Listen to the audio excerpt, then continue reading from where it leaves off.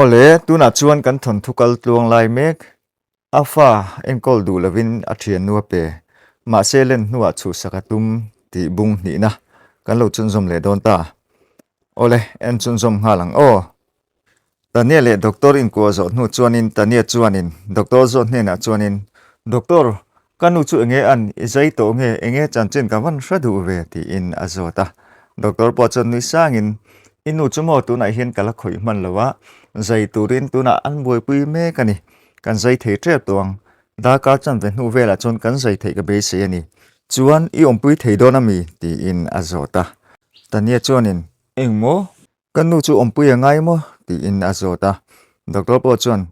o rei lo te chu omangai ni atia tania chuanin anu lam chu han hoi zukim hei tu na chuan anu ni kan ong kala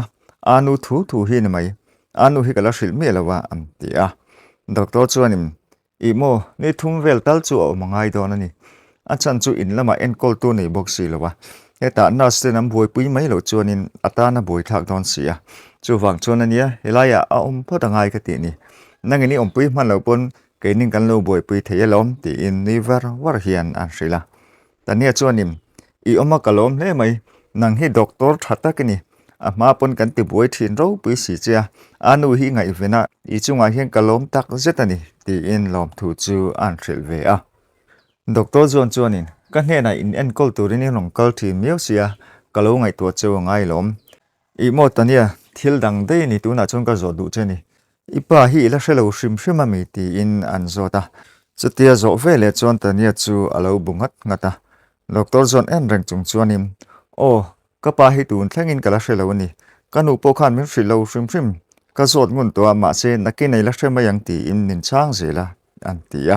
doctor chuanin ani chuan mo I DNA hi te sila ipa tak chu kan thra thei don ani chu chui du em ti in an zot le a tania po chuan adu thu in alo chang ve mai bok chumi hnu chuanin doctor chuanin tania nu ambar hne na chuanin ani chuan kan fates lu kange o an tia ambar po chuan ole vates ro ti in alo chang ve mai a tania chuan a phal lo chu ring dewin anu chu an ena Mahse anu mela chuan a phal ti chu a hreta wang chuan doctor le tania chu an kal ta nga la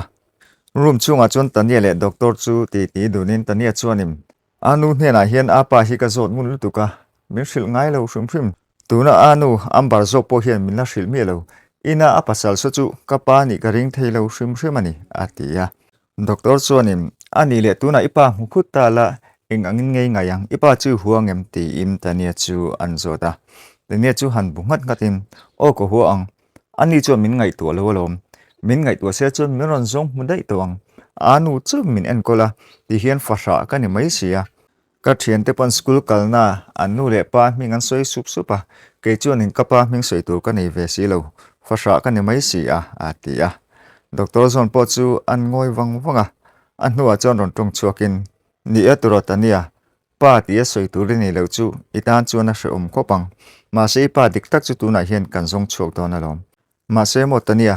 ipa chuan fa nei ti a hriat lo wang po in a ron zong chuak lo po ni mai thei che ni eng po ni sela ti hianin DNA te ka han ti felanga ipa nen chuan in la in ton vat ka be se ni ti in tania chu an hril le a tania po chuanin doctor tu soi chu ngun deuh chuan lo ngai thla a tania chu ron tong chuakin andi khop mai doctor ni e min hremi lo po ni mai theya Mahse ke hian kalo hu na chan tur po chu tiang ani chuan om chuang lo ani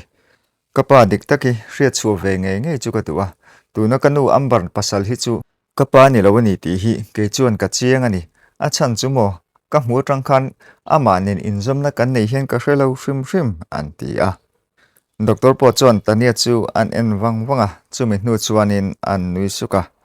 anu a chuan ron tong chuakin eng po ni se tu na chuan kan ti fel to hei nakina suta inu bula mi lo ngak phutla nakin dewa karon chuak donia ti in tania chu a chuak ta nga la tania chu hnu chuanin anu bula chuan a vakal ta anu bula chuan han thuin anu chu an dinga ente ka fanu voina hian helai hmuna hianin katum lo dan ang te in thila thleng ta ni Mahse nang chu inu milesa rengot chui la ngai tuang ti ro ti in anzota tania po chuanin o ni e eng tin nge tuna omang ti ngotania ka ngai tu ni tuna kan la mu box si lowa an tia ambar chuanin ani mo Mahse thil dang dei mo ipa khai hre chak viau te ro ti in an ngoi wang a hnuah chuan ron tong chuak le in I mo ipa dik tak chu ni china doctor local John ngei kha ni e an ti a tania chuan makati hmel hle a anu chu han en rengin enga an ti rengota anu chuan o John khai pa ngei ani hi ti in alo hril le a tania chuanin awan mak em ani kha chu doctor ani boxia baka kanu melisa khan min hril ve o mania an ti a hnuah chuan ambar chu a fanu bula chuan han thule te in I mo ka fanu ipa chu mo ke hianin midang ai hian ka hre chiang zawk ani John khai pa ngei ani e ti in an hril le a tania chuanin ani le anu ani khan engma hre boxi lowa nangin min pai lai te nangin min nei lai te khan doctor hian engma hre lowa mi engmai hrilo mi ti in anu hne na chuan an zot le a anu chuan tania sam chu han chul heu pa hian an nui vera chu taron tong chuakin engai tu thui hle mai ka fanu ni etero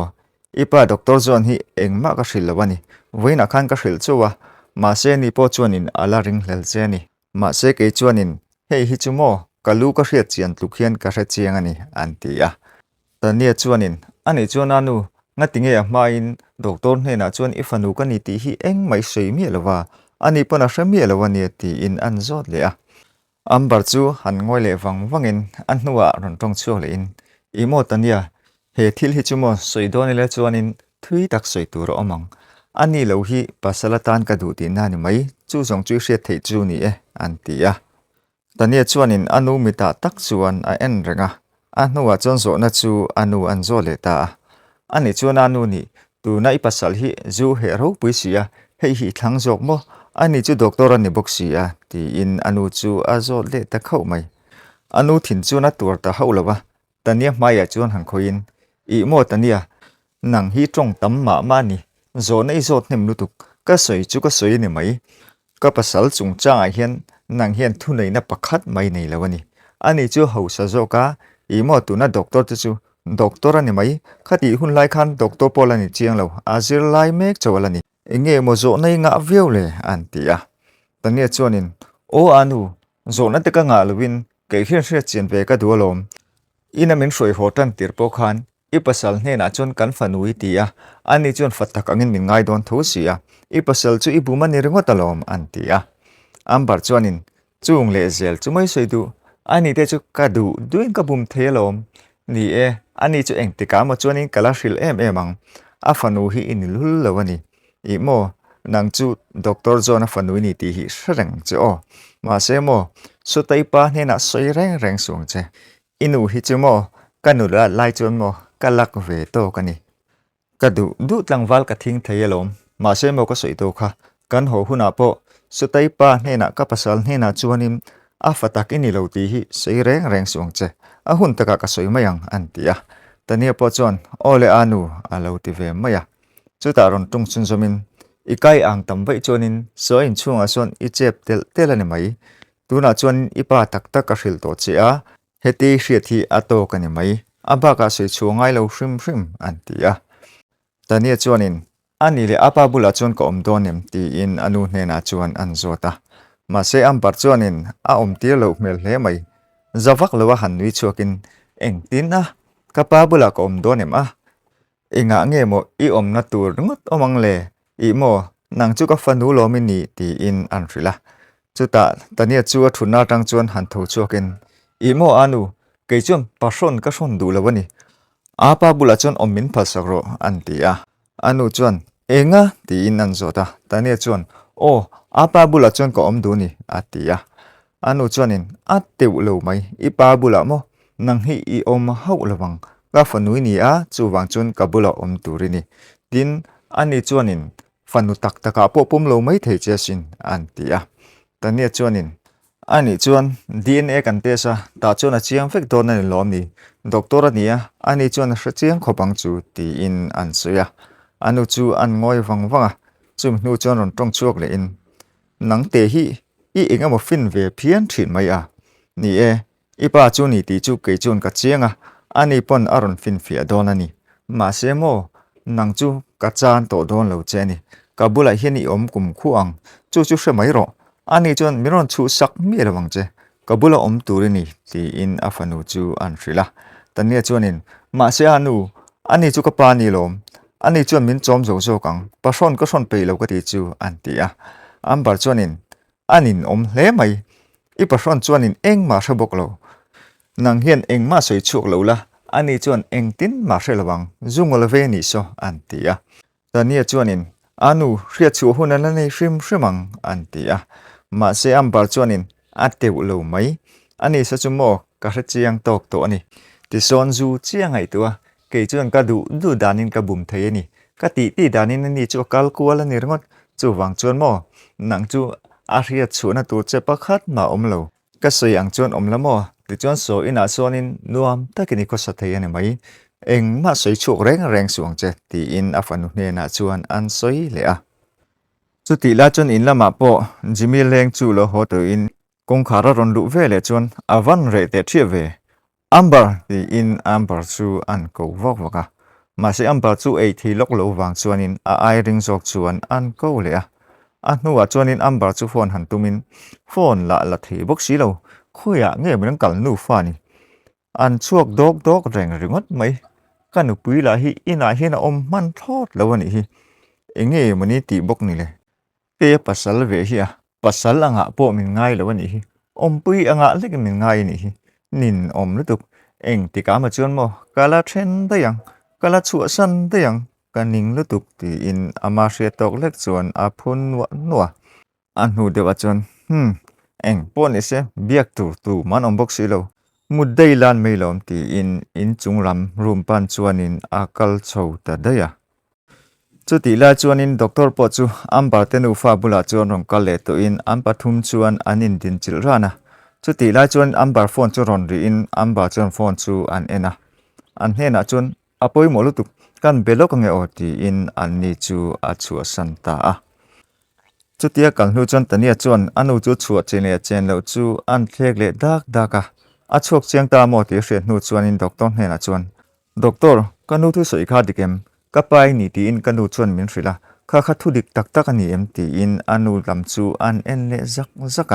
ด็อกเตอร์จวนเมลาจวนอินเองมาเฟียนี่ที่จูอลังชกเชียงเลยอันหัวจวนตรงชวกินโอตันยาก็ฟันนุยนี่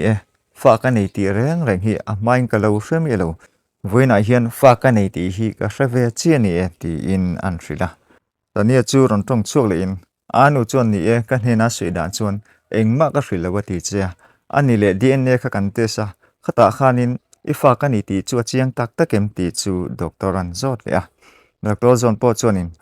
โอเชียงกับฟันหูเงยนี่นังเนียนเห็นกันอินซอมทับกันอินมิลเวกันนี่อันที่จูทัวเรียจวนแต่เนี่ยจวนินอาปาที่อินด็อกเตอร์จูอากัวงัลทบด็อกเตอร์จอนปอจวนินแต่เนี่ยจูอาเลวกัวเววงจุดที่อันนี้กัวจอนหูจวนินแต่เนี่ยจวนมาเซโมอาปาอันอุขานินนังฮีกับปานี่ที่เร่งฮีอาลาเชดอนสีเลวะอาเชียสุนัยเองอังเงยยังเลยนังจูกันด็อกเตอร์ปันอังไม่กันง่ายบุกสีเจียที่อินด็อกเตอร์เนน่าจวนันสดเลยด็อกเตอร์จวนินอีโมอินุจูกันลาเชียตีร์ไม่โดนเนี่ยอันที่จุดตาเนี่ยจวนินอัมบาร์ลำจูนห้อยเลยอันนู้เราลักกันเราตีเชียนูจวนอีโมอาปะเกจูอินเนน่ากระดูอินเนน่าอโมมิเลซ่าอานุเนน่ากระดู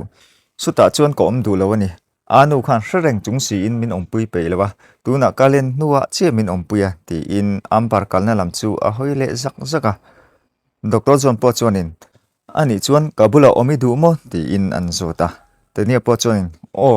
อันนี้น่าจวนก็ดูแล้ววันนี้อันนี้จวนินเองก็ตานมามินติเลวอันติเลยจวนนินโอเล็กอันไงตัวโดนเนี่ยที่ไล่ตักจวนอัมบาร์จวนลูติมอินปันฮิจวนอินเลวใช้เฟลเทียมเองอินจันจินจูอินดีเอ็นเอเตสาจวนเชียงตาอีฟันุตักตะกาจวนอิปมตาที่อินด็อกเตอร์จวนเนน่าจวนอันโซตาจวนปอจวนินโอเล่เองกิมาเชียงอันนี้ตัวน่าจวนอินฟันุกันไอตีฮีกาเชียงเวตาอันนี้ตัวเนี่ยฮีกับฟันุกับที่เซนจอมปุยเงยนี่ที่อินอันสิละจูทูเรียระวังจวนอัมบาร์ปอจูอาลาวนุยเววาระอันหัวจวนตรงชัวกิมกติเรงขโมเองติงตีรินีออยลาวกาชิลเวกเจลอมเอ็นเตเตเนียนังโปขานาติร์ขจวนีออยลาวเดือดรอ Mahse inu hian tot ka soi ngai lo zia chu tikha na chiang ve kalom an tia tania chuan anu lam chu han le hoin Mahse mo anu ani hi ama zungin hril mi lo lom ani chuan in fa nei ti polo hri mi lo ania hri om takin ani hi siamani tu nei hril chu ania enge om zia ti in anu chu azo le ta hu mai ambar chu ron tong chuak in I mo zon ka hrilo na chan che chu thui ta ka omani tu na ka hril du zong che chu mo ka fanu tania hi min chhuhsak tum reng suang che tu na chuan I fa ni ti ka hril che ni maya an tia chu ta tania chu ron tong chuakim apa khongai takin ibula min om tiro I hne na om ka du ni anu te bula hi chuan ko om pe lo nang hian min ro ro ibula om ka du ni ti in apa hne na chuan an nge na zon chuan tania chu rompan na in akuta chuan an vuana ka fanu tu na chuan engma relu mu mal ka pu hlei thei lawani voina ka thil hria thian min thong ema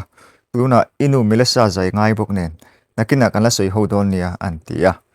ambar chuan in tania chu lo ku in I mo zon ka fanu hi min lak sak tum reng sung che ka soi khai hriam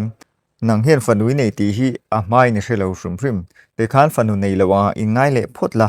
apa hi ka hria tir ve ni mai chu tiangang chuan ngai yang che an tia tania chuanin apa ibula om ka du ti in alo ngen ve lom lama chu ti chung chuanin ambar chuanin a chhuah pui ta deya doctor zon ril ru chu a boi hle a fanuin angen lom nam na chu a benga chuan a cham renga a hnuah chuanin ambar tenu fa chu a zui ta a get an thlen chuan va pha in lola ding lok teu ambar ti im an kawa ambar tenu fa po chu rondingin anon le hoya enge meron zui na chan ka soi to kha chu ka soi ni mai ni an ti a zon chuanin ambar relo te kan fanu hi kalo be fa lok thei ngem ti in an ti la ambar chuanin tania von na kut chu an thla apia chuan akal san ta a ambar kalson hnu chuanin doctor zon chuanin tania kuta chuan han vonin buite voina ka thil hria ta wang hianin engma ka ngai du mumal theilo ka ti chu min thong te thut ema entikai mo chuan mo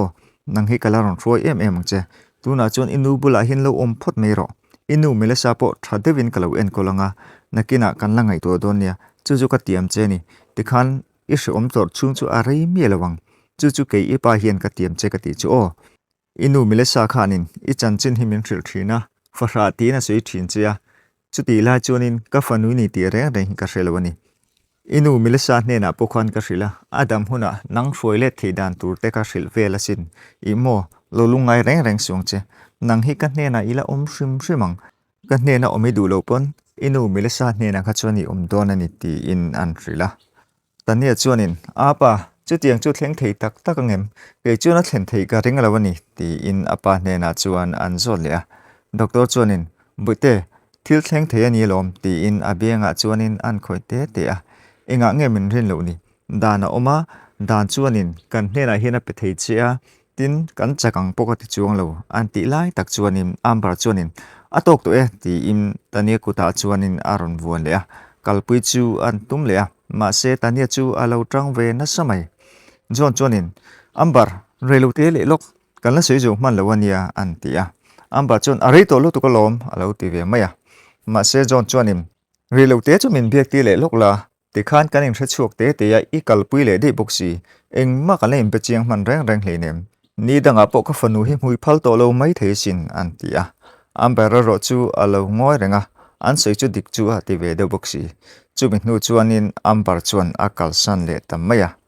ambar kal hnu chuanin tania chu aron le hoi le a zon chuan ka fanu ka thu sei chu ringem ke hi min rin to kem ti in an zot le a tania po chuanin ole apa karing chelom Mahse he thil hi athlen theilo ka hlau tak zetani voina anu milesa muturin kan lo kala Mahse apa jok karam huthei ta chia anu po engma ka ngai tu man lawania tikhan anu ambare min hroile le chu ni a min khung bo de yang ti ka hlawania engtika nge nang ni hi ka hmu le ang cheu an ti a doctor zon po chonin ane khop mai boite Mahse nang en min ring to ka ni chuanin ke po min ring to ka nge chuan karon thok chuk don alom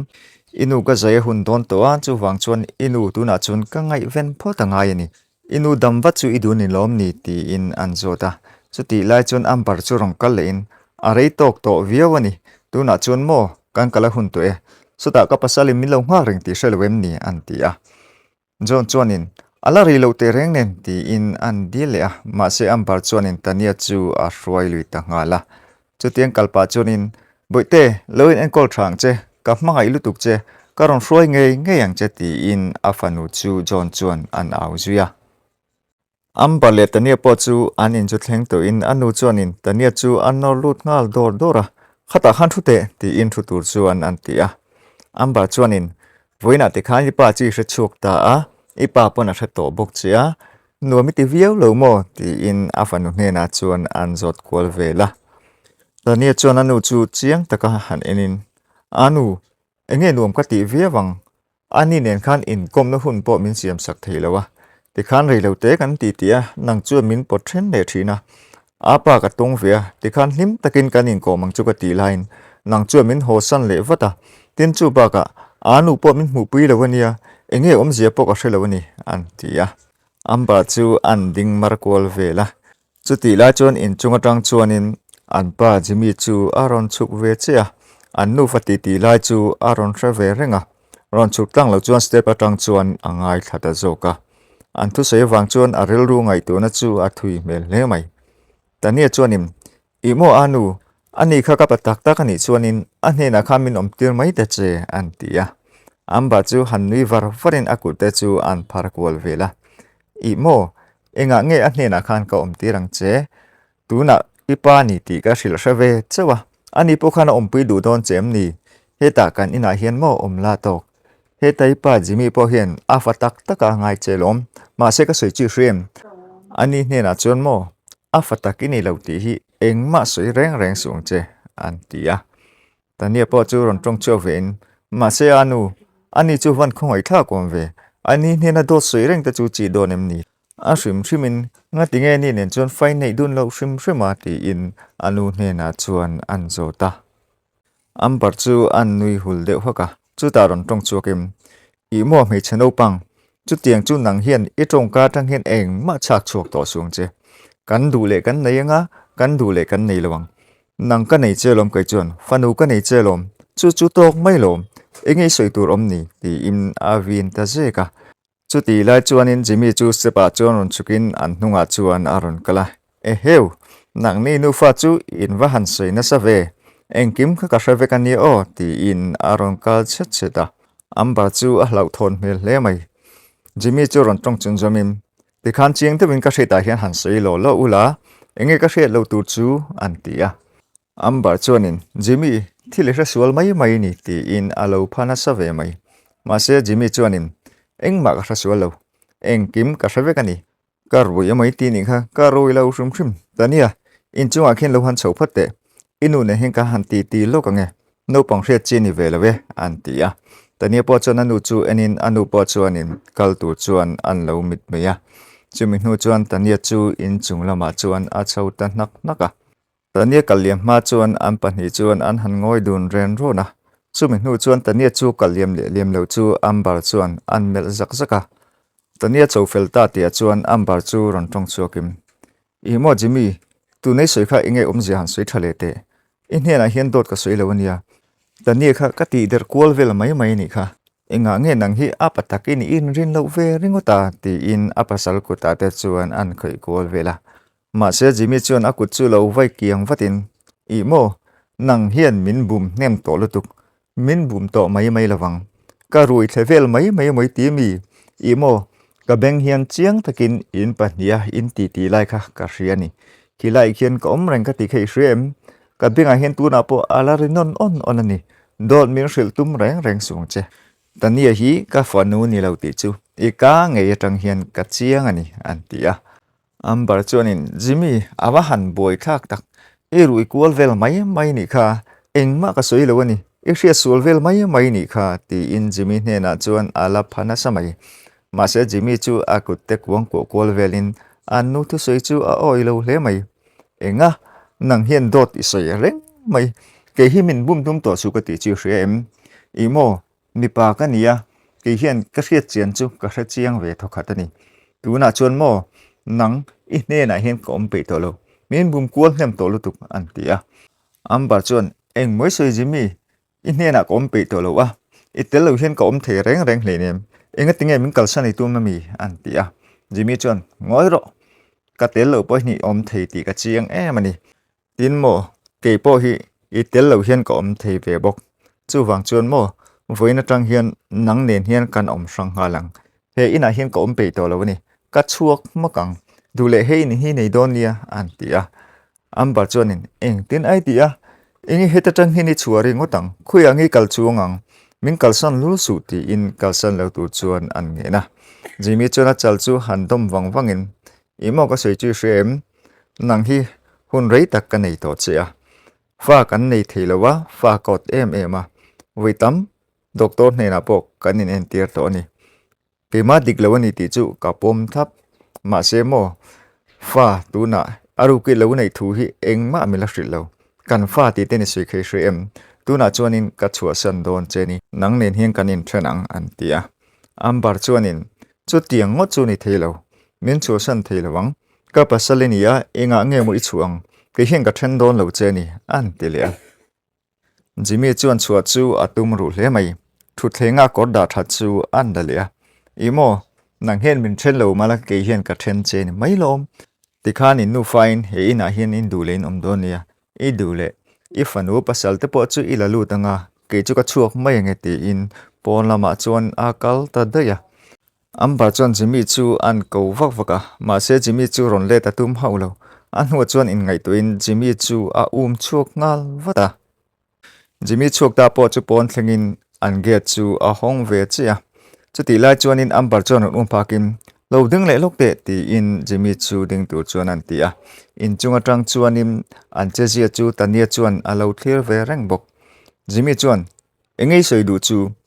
tuna chuan in ka soi tum chu ka soi zo thokhat toin ka ria nang ne na in zom na nei hi tuna hian ka du to lo ni ka chu chat vek to an tia ambar chuan in Jimmy hrethiam te chance ve khatal te in soi fi na hun te min te vela atira engkim hril vek che hi ka hreni an tia Jimmy chuanin eng ani enge min hril hre chu I pasal ka nia tlang takin min hril tur ani don lo mi in hril hre ti ve chu ka o izong ani haulo an tia ambar chuan Jimmy chu akuta han ko khian imo Jimmy nang hen min kal san theilawang nang hi ka ji trang che I chuak theilo hrim hei hi hraro o ti in avau ta khar mai chu ti lai chuan tania chuan tukvera tang chuan in alo la thlir reng bok Jimmy po chuan ambar chu han kok let vele in imo nang hian khati khan min vau vela mo enga nge mo nang hi ka kalsan theilawang chele ka kalsan theilo cha chu mo tuna hian a chiang don alom imo ngoi trot tong che ka kal don ania engma soi to su ti in a kalsan ta mak mai Jimmy kalvele chuan ambar chuan motor lam chu panin motor chunga chuan luta nang hian min kalsan don lo chiang mai ti in motor chu atinung ngal wata chu ti lai chuan kongpuya chuan Jimmy chu akal chuta ambar chuan chak takin motor chu akhala Jimmy kongpui kal lai chu awasu ta chor mai in chunga tang chuan tania chuan in alo mu ve reng bok Jimmy chu engma hrelo chuan chulai kholaya chuan in alet ta renga chu ti lai chuan tania chuan phone chu la in police station chu a phone wata an in bula accident a thlen thule chu accident po chu ti li wang ani thu te an in address zong te chu police ne na chuan a hril fai ta veka chum hnu chuan phone chu han ta in anu chu police chuan Mahse ti hle mai kanu chu tikhan Mahse kapa bula chuan kom thei phanga ani lo pon kanu milesa bula kom thei pha don ani ti hi chuan in ke chu ka zalen ani mai lom kanu chu Mahse o police chuan local lawang ti ka van lau tak em ti in ama hriat tok lek chuan a phun hnuah chumi hnu chuan tukvel lam chu a hoi le ta ambar po chuan in Jimmy sut hnu chuan motor tang chuan chuak lovin a thuk ngoi renga chu ti lai chuan police local in ambar churam bi in kapi harte ti in ambar chu aron soi vaka ambar la chu a thut ngai rengin thu in police chuan in rei fe soi hnu chuan in ambar chu aron har ta chuwa kapi ente hei poi khoinia helai hian mi su nia ti in ambar hena chuan an trila ambar chuan hril hai mel takhianin police ni na chuan engtina kasumo a tirngota chumin hu chuan police chuan kapi lo chuak lok te ti in police chuan a ko chuak ta ngala police le ambar chu indin chel ren ronin police chuan kapi tun accident hi report ka dun nan chuanin ti lui wang ania tin hei helai mi po hi a thingei ti a hriata chu wang chuan police station a iron kal photanga yani an tia ambar chuanin kapu ka ti pal tak zet zet ani ka su ti ka hrelo hrim hrim ti in police ni na chuan a in soi thiam na sa hle mai police chuanin eng pon iselani e isu ti hrelo ni pon iti luemo iti palemo police kan hne na chuanin iron kal photanga yani ti in an hril le a ambar chuanin ani theilo a hrim hrimin ani hi ka pasal jimi ni hi ke hian enga nge ka thari ngotang enga nge ka sut lui ringotang ke ma thiam lo na pakhat ma om lo ni min man theilawang ti in police ni na chuan an suya police po chuanin engpo ni se ka pi min zui phot chu ngai nia an tilia ambar chuan a chal chu handom wangin awa han boi thak tak em ina ka fanu no panga om boxia police station han kal le ringot po chu nakina ka man deuh huna ka rong kal thei mai lom ni ka fanu po eng ma kala hrilawani ti in police ni na chuan an ngen le a police chuanin kapi tuna tun huna thil thengania nakina ti chi ni lo ka thu hi ni lo la fu zo kang an tia ambar chuanin ala nial ve trang mai Mahse kapu ka soi tawang khanin ina no pang enkol lai ka nei boxi eng ma ni chu ka hril boxi lo ani hi ka pasal ania keipon heti om hi mak ka ti ni ka ti lueni lo hrim ti in an soilea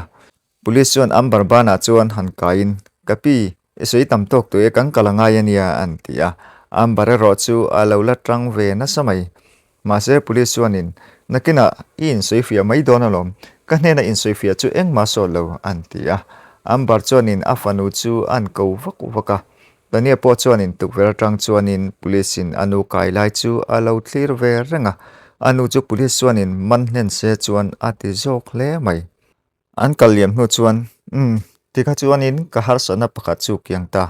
kanu le pa bula hian ka om thei ngei don ani hi pathian in rem min ro sakta ni hi ti in aril ru chuan asoya hun liam zela ambar po chu zela chuan ta ngei ni khat chu zon chuan atloa zon chuan ambar hne la chuan ente mo ambar tuna chuan ka fanu chu ke hian kalo en kol thei do don ani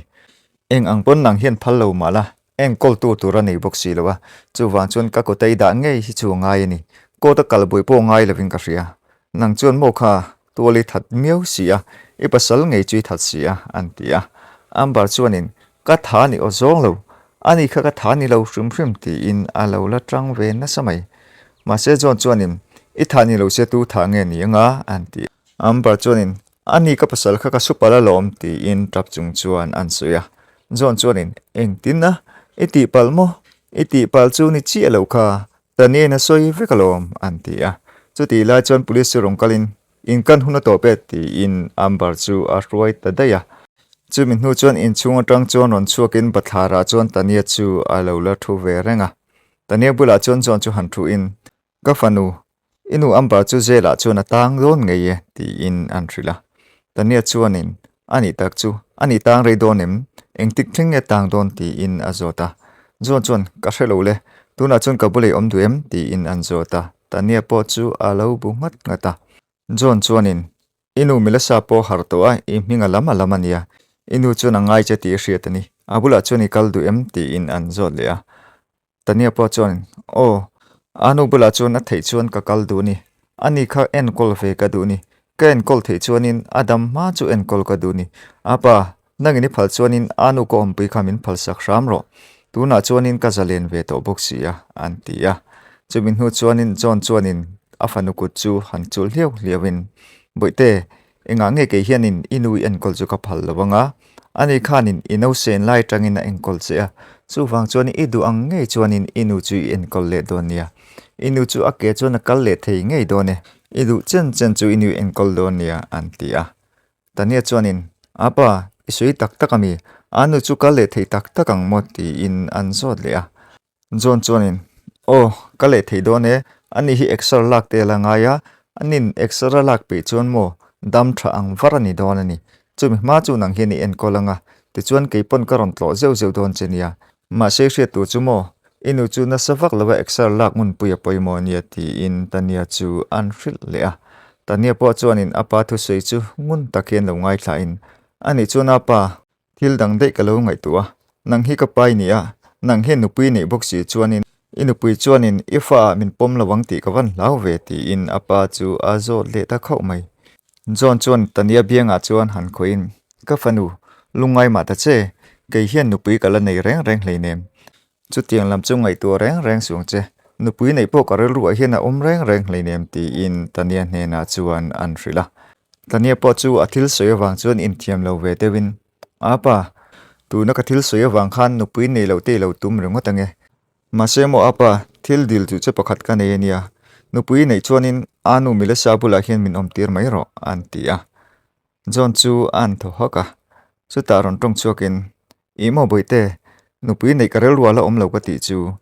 engpo ni semo chu tiang lam hilai hmuna soi reng na hunani lo ina chun ho photila inu chuwa mu photang hiang ti in afanu ne na chuanin an rila tania chu han nui ver verin ole apa ani chun dam do ina chun nge in lama chung ang kaldon ti in an zo le John po chuanin tuna chun dam do ina oma dam do ina train kan roi chho don ne an ti tania po chun ole apa kalwal watang ti in apa chu atur ta ngala chubin hnu chuanin an chuak ta ngala Dr. John po chu duty ngal turan iwang chuan in lama chuan ain thak sot sota chumin hnu chuan damdo in chu thlengin damdo ina chuanin tania mit chu an tu ma amit tu ma chu han phelin mengro le inhung kha en ro le ti in an thrila chum ve le chuan tenia chu han mengin anu chu khuma chuan lo mu in an pa ni chuan an in ko ngal thlopa an nu fa chuanin an lo ma wang chuanin an mit tui chu atla zoi zoya chutia anin ko zo hnu chuan tania chuanin anu tuna chun ke ni kal thei to don mo ti in an zo ta Melissa chuanin tania bianga chuan han khoin o ka fanu tuna chung ka kal thei to don ani doctor in min zai to wa kadam to don alom buite ka hmule thei che hi ka van lom tak em an ti tania po chun ni ver verin anu ke po hi ka lom lom ibula hian ka om reng to don asin an ti chumin hnu chuan an nu fa chuan lim takin anin ko le vong vonga an bula John po chu tian nu fa hlim taka anin mule chu alo lom pui ve hle mai a hnuk chu ulin a mitui chu a ruk chuan a hru a Melissa chuan buite tuna chuan mo dam tha ang var chu kala ni lawa extra lak te ka ngai dona hei doctor zona zar lewa a thonin ani hian min zaya poisa pakhat ma ka choi ngai don lawani ani hne na hian lom tu soi ka bana salu tukania antia Dr. John po chu alo ni ve vara tania ro chuan anu le pa chu alo en ton chena Dr. John churon tong chuakin Melissa hril tur tam tak che kan nei ani I mo tania hianin pa nei rengalom apa chu tuna hin nang chuani la hrilawang apa chu ke nge hi kani e antia chu thu Melissa nang hria chu makati hle mai enga antia John chuanin o tuna ka soi kha thu di kani e tania hi ka fanu dik tak chu ni ambar khan kan hne na ron soya DNA engkim kan tes ka fanu ne hnen engkim ma in milvekani ka fanu tania himo I fanu tania alo ne ve rengalom kan fa lo in ang rengani chu chuan mo thil pakhat ani ambar kha tuna chon zela tangani ani hi kan chu boy ngai to lawang nang hian en kola ngai ani ka fanu ni ma sila en kol hi ke chuan kapal thapani ama du thanna ke chuan in ka ngatani antia Melissa chuanin makati mel hle mai engtinna I phalmo ti in John hne na chuan an zo le John po chu lo bungat ngatin o te reng mai ke chuan mo ambar ang khanin I fanu hi ka chu pui hau lawang che I du danin in koldonia I ta ni e antia chu thila hria le hnu phei chuanin Melissa chuan makati jok hle mai he thil tlen dan hi awahan mak ngai em ka be sei lo lam dei thilani chu ti chuanin ambar chu zela chuna tang box siamo antia John o tange anpa jimi kha motorina suani tania nge hianin mitena hnuah ani hianin police ne na alo report buka ani chu engchen nge zela tan don po ka hrelo chu wang chuan mo tania hi enkawl ngai nuah nei ngai lom ke ringotin entinge ka enkawl theyang tin mo ka hne na po soi vek to antia chu thu Melissa nang hria chu a hnuk chu ulin an trable thu a thil soi tumpa chu a soi chuak lok theilowa ka fanu ka han lom tak em hun rei tak nang hi ka enkawl to chia tin ente mon nang po Dr. John I chunga hian kalom ani I phalani chuan ka fanu tania hi ka enkawl molang antia Dr. John po chu alo bungat ngata tania chuanin apa chu han enin apa ne chuan an en nui vura tania chuanin anu chu an en le anu chu engma soi theilo hianin alo trap ringot chuta chuan chu ron tong chuakin ama ang bokin nu fahlim tak ni le ang cheu ti in du sakna an hlana tania chuanin apa chu ron kovin apa ngatinge khati soi tak nang hi ka pa in rengalom min kal san reng su pa ka du velom anu ka nei ni maya nang po ka pai ni lom ngatinge khati khani soi ti in an soya zon chonin andikani ka fanu ni ente milisa ka fanu hi ke pon ka enkol ve du thawania antia milisa po chu lo ni chok ve hukin zon chu tong chung zum zelin ente ka fanu nang hi kal san che ka tum hleinem ama i hne na ka soyang khanin ka enkol zel don chelom in ina milisa nenin omanga ke hen ka ron tlo ji don chelom ka soi om zia chu ka hne na ni lovin inu bula nge hian om la ka du ni antia milisa le tania lom tuk chu an trap hi ni rungota tania chuanin apa iwa han fel takem nang hi apa ni om re nge ni ti in apa nen chuan an in ko vonga chumi hnu chuanin anu nen chuan an in ko le a milisa chu ron tong chuakin lalpa tuna hian ka tong trai ne chu chhanin omta pathian tak chu iwa han ni te reng em lalpa ko lome ti in pathian ne na chuan lom thu chu a soi mula hun te liam zela milisa po chu adam ve to hlea ne kha chu dam do in atang chuanin zon ngei chuan a hruai chu ka afanu tania chuan pona chu lo nga kim tania chuan aron mu vele chuan anu ti in an lampan chuan aron tlan wata anu fa chuan hlim tak hian anin kuwa ambula chuanin zon chu alo ding ve rengbok chutia anu fa hlim taka anin ko zo hnu chuanin ente mo ka fanu tania tuna chuan hei wheelchair ka bula om to mi lawania ka ke nge hian ni hei ka kal thei to ni Mahse mo kala tan thei lawani maya tuna chuan kan panin ka in fiam le thei to don ani hi ti in lim takena fanu hne na chuan an rila tani po chuan ni anu kan panin kan in fiam lenga anuam dol nu tuk ko jol kan nei hnem boxi hei ike po pa ngai thap to lom an ti a chuti la chuan milisa chuan ake chu alo bi ve chi bok milisa chuanin tuna chuan kan thil ngai tu na zong kan suang to na zong chu atakina thleng fel ta ni hi kan chunga hian pathian hi chu thani boite he tiang hianin kan sum le pai nei chuanin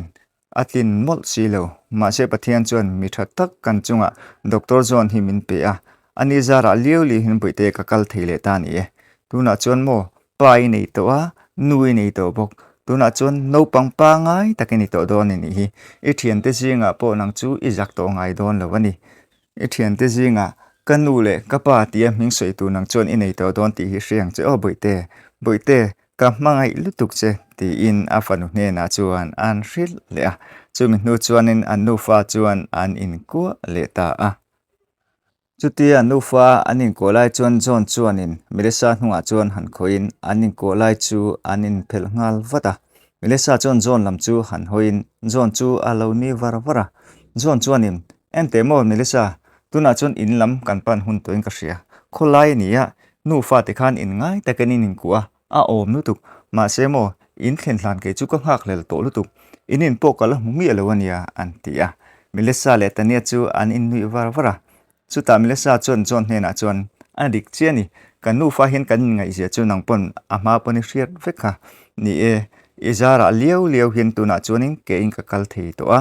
ichunga hin lom tu soi sen lo kan bani engtin nge ka chungai thatna hi ka rul se nang chati hi ke chuan ka ngai tu phak thiam lawa Mahse mo pathian hin arul che ka ring tlatani mi fel tak chuini ti in anrila zon po chuanin lom tu soi ngai reng ni nem ka fanua nui nia ka fanu hi anau sen lai tangin I thei top chuini lo enkola pasal po nei mi lawini lo enkola nia chu wang chuan mo kha chu ka bat liau zo kani ti in an nui vera chumi hnu chuan kal tong ule ho tong ule an ti a chutia ti hnu chuanin milisai te in lam chu an panta a an pa fa chuan milisa chu an kai naka huna liam zela milisa po chu dam thapa ngai ang thlapani to a doctor zon chuanin ajing thayang bera fanu chu atlo ve bok milisa nen chuan nelpo anin nel sot le a ne kha chu an pathum chuan len chu an tuma bathara chuanin zon le afanu tania chu ti dunin ente mo ka fanu mana khani suya nupui nei karel ru ve dewa nupui nei chi phal tak takami ti in tania hne na chuan an zota tania chu lo bungat ngatin o apa I thu vekalom an tia Dr. John chuanin lo ngoi lok ro ti in chung lama chuan avatlan lut ngala anu re lo te a chuan ni rong kal chok le in zung bum bom chu afan ma chuan han lekin ente ka fanu hi han hong lok te ti in an pe a tania po chuanin he ti in zung bun chu an ena chumi hnu chuanin an hong ta a tania chuanin apa avan moi em hi inupui pek tur chu mi avan moi ve an ti a John po chuanin o ka fanu hi ka nupui tur ka pek tur chu ni nangin moi ti chuan kalom nu tu kan ni o an ti a tania po chuan apa hne na chuan han pek le pa in apa moi lu tuk khating kha ke po ka du ve pasal ka nei huna ka du ve ni an ti a apa po chu ni varin moi ti mo pasal nei huna va hlom ve ti in afanu chu an fiam kol ve la chuta han tong chun zom le in emo ka fanu ani le inu hinu puya som taila nanghen eng angin ngai ngayang an ti a tania chuanin anu himo ani chuanin adu chengem o Mahse anu chui du shrim mi le anu chuan nar che chu ka ring melo fela ti lu tuk che sin nang hian ke na khai en kol na saboka I chung sang hi nang ma ne hin kan soi na salutuk kanin en tir thin khan an ti a John chuan ani mo karelu dan chuan mo ani hi nu pui tan so machine ka du ni inu ni boxi a chu wang chuanin midang nei ka tum reng reng hle nem ti in tania hne na chuan an suya tania chuanin tak tak mu pa ti in an zota John po chuanin oni e ti in afanu chu alo chang ve maya chu ti lai chuan an thlang tang chuanin medesa chuan kowin in pani chuanin van ti tui om ve kang kala hun tonia ti in aron kowa John po chuanin kan local trap ti in an changa chumi hnu chuan tania lam chu hoin tak tak ani ka fanu inu hi voina hianin in nei puya ka som don ani chuan Mahse min harang ti ka hlau lu tukania an tia tania chuanin apa anu chu som ngei ro adu shrim shrimang che alo ti a John po chuanin ole wena ka som don nia kalang le ti in afanu chu akal pui ta ngala Melissa tania le John te chu an tumlok ang ngei chuanin pak pakhata chuan an lenga tania chu pi puwa chuan oin nuwa mati hle mai chu ti lai chuan api a dir kama chuanin John le Melissa chu an lo indin nei hle a John chuan tumlok ang ngei chuan Melissa chu nupui ani tan chuan asom ta a Melissa chuan chu thil an thria chuan makpo ati jok le a loma wang chuanin amit tui chu ata thei hial zoka chu ti lai chuan tania chu an lampan chuan aron tlan ve mek bok Melissa chuan John asom na chu lom takin apom ve ta John po chu aloma wang chuanin anui var mai chumi hnu chuan John chu han tho chuakin Melissa nen chuanin anin ku awang fanga an bula om tania po chuanin adu tu sam thil chu a thlen ta ka wang chuanin alom ti hria takin anu chu a ko ve wang fanga chumi hnu chuan a pathum chuanin lokorule I hotong uti in lam chu lim takin an panta a ole khati zong kha tun tuma kan da theite alo ni le tareng mai clear tu ngai thatu zong te in chunga kalome imbidu sakna wangin kalom thin lutukania in zawa in lodam ula kanin mule zel tura beisei photang o in zawa in hun man nuam le vek ule